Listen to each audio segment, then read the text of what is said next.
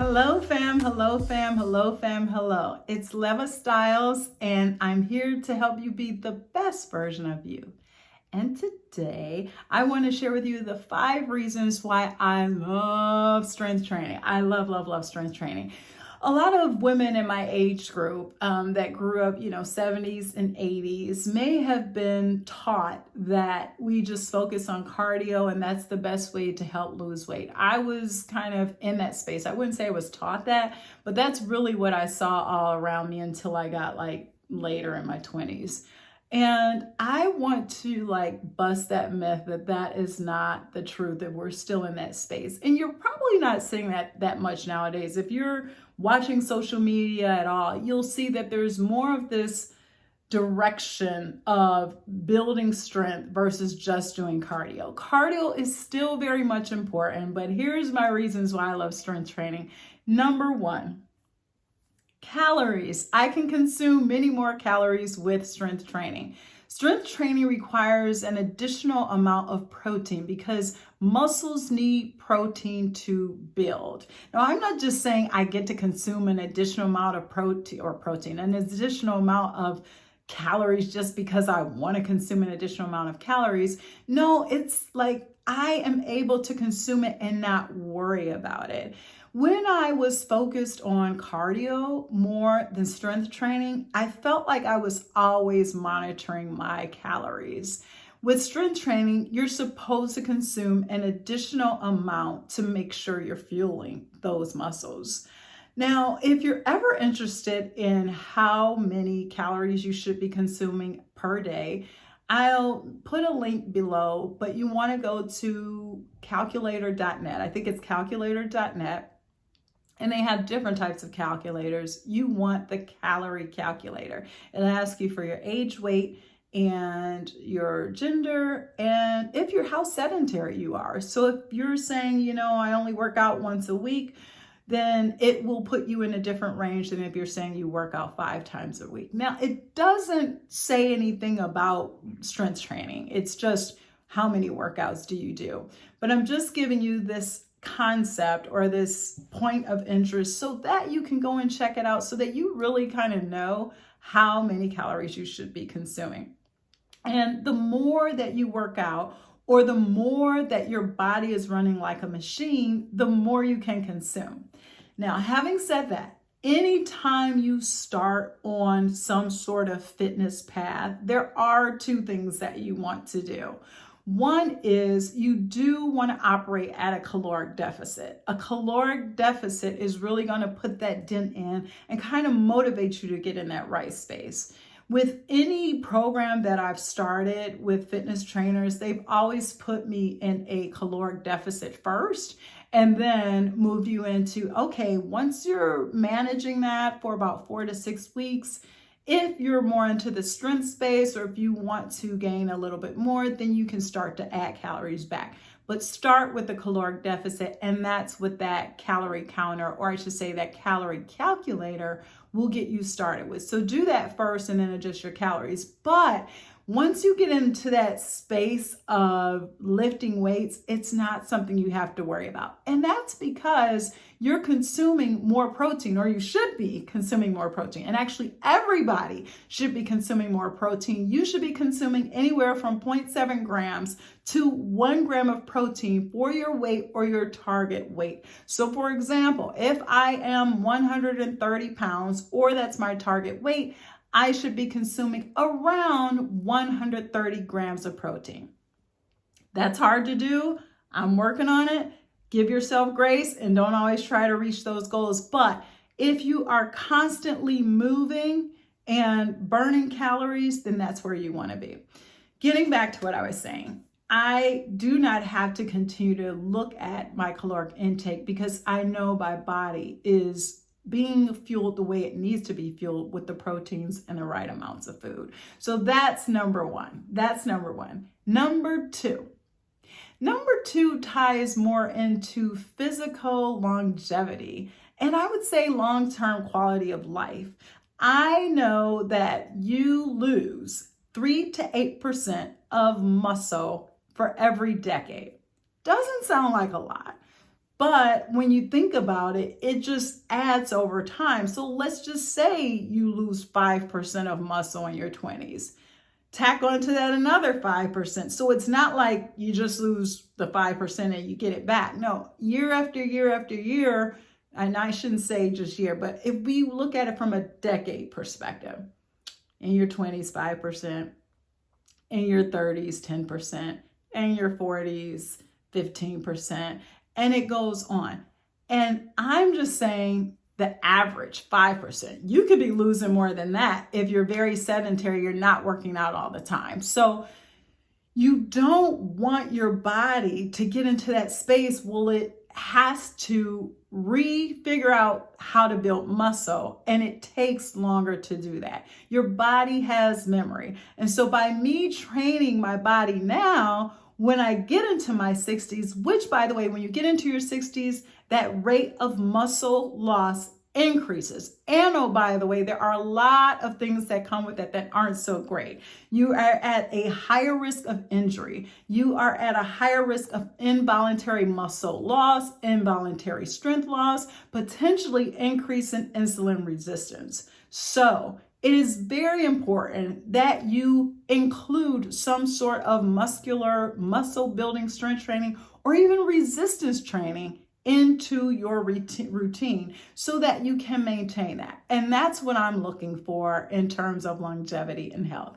Reason number 3, I feel stronger and it helps with my confidence. So believe it or not, I love being able to go to a different part of the gym and not just be on the cardio side and lift and do bicep curls and all this other stuff and know what I'm doing and be able to be on the same side as the fellas. Not because I want to hang with the fellas, but it's like, wow, I'm good enough and know enough to be on this side and actually be lifting a decent amount of weight. Like it just feels good to not just be doing, 5 pounds, 10 pounds, and not saying anything bad about that because we all have to start somewhere. It's just that my journey with weights has been for decades.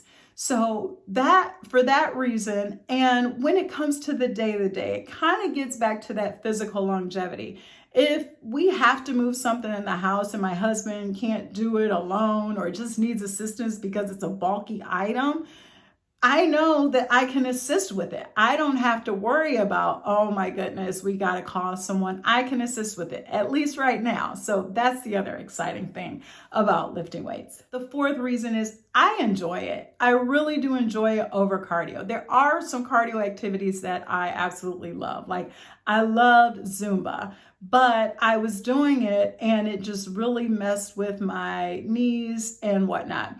I was also encouraged to do, through some fitness training programs, high intensity interval training, high impact training, high intense training. I don't have to do that anymore with strength training. I can just take my walks. I can just do the cross trainer. I can just ride the bike periodically. I can just take my walks in the neighborhood and get my 8,000 to 10,000 steps in, and that's good enough.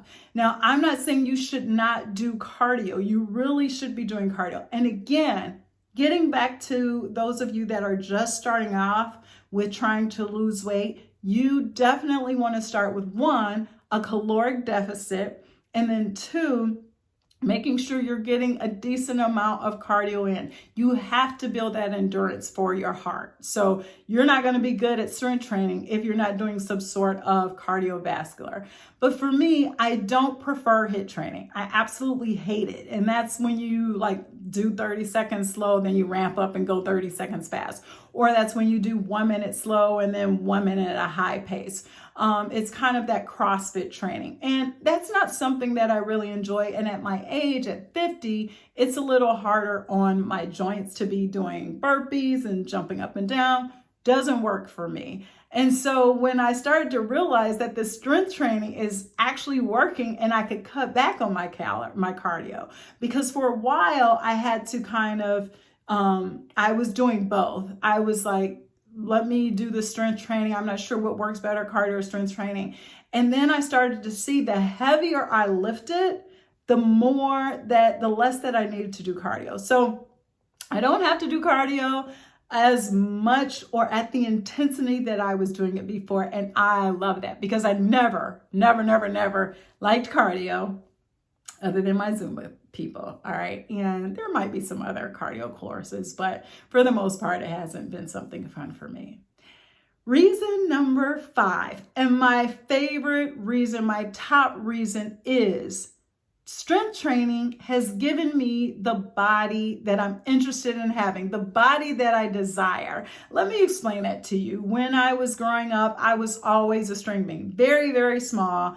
So about 5'8", 5'9", and 125 pounds. And I was always trying to eat more to put on weight, and I started eating bad because I didn't know how to eat right. So a bunch of sugary foods, a bunch of McDonald's, just stuffing down food that was bad for you. And then at some point I went to the gym. Oh, I know what happened.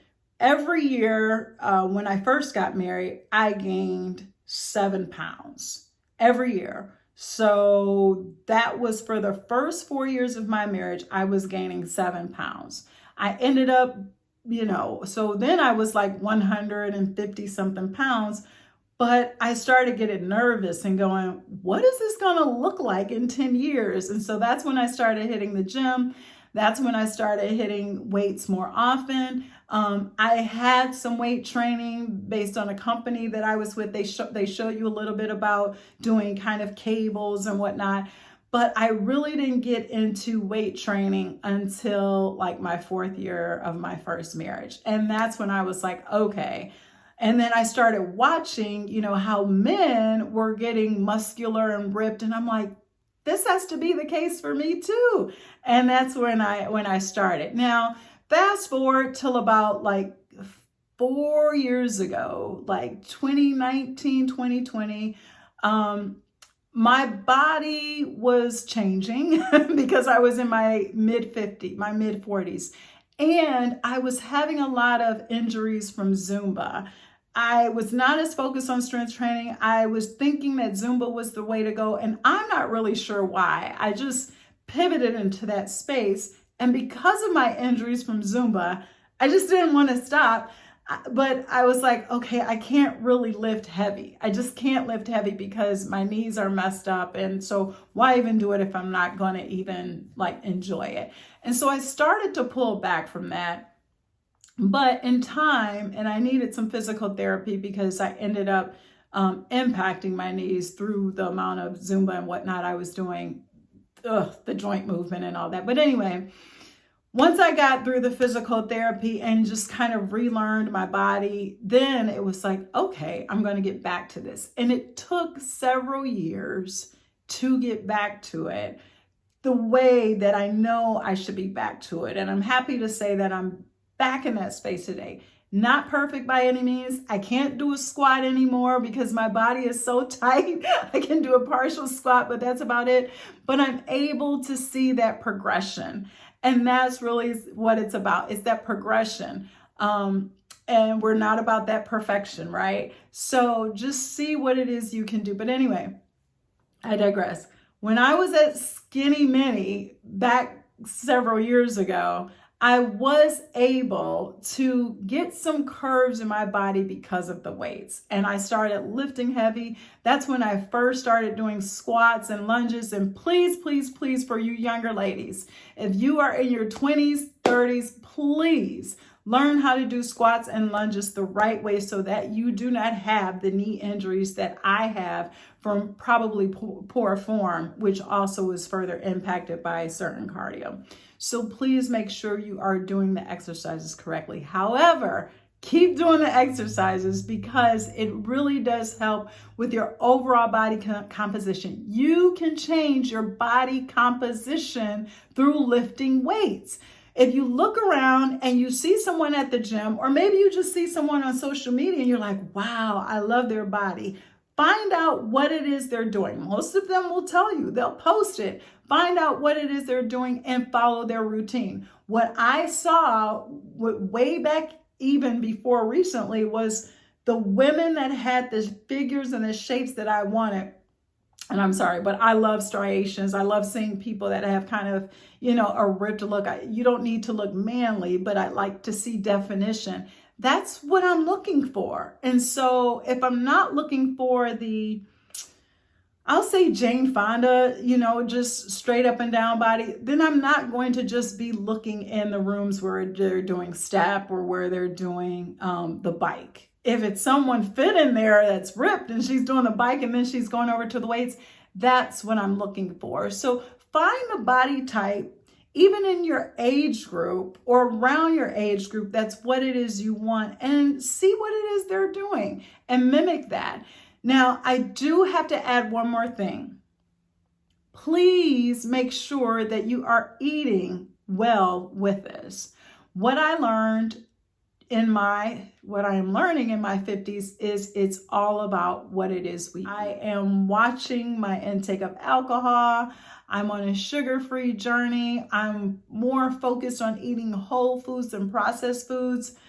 I think my body in my 50s looks better than it did in the 40s. 30s, maybe not, but better than it did in the 40s because I'm eating better. So I had muscle before, and for women that are thinking, oh, I'm just going to get bulky, yes, you probably will if you're just lifting weights and you're eating bad, because that's how I felt back in the day when I was not eating well. And I thought I was eating good. But if you're eating bad, you'll just put that muscle on top of the fat.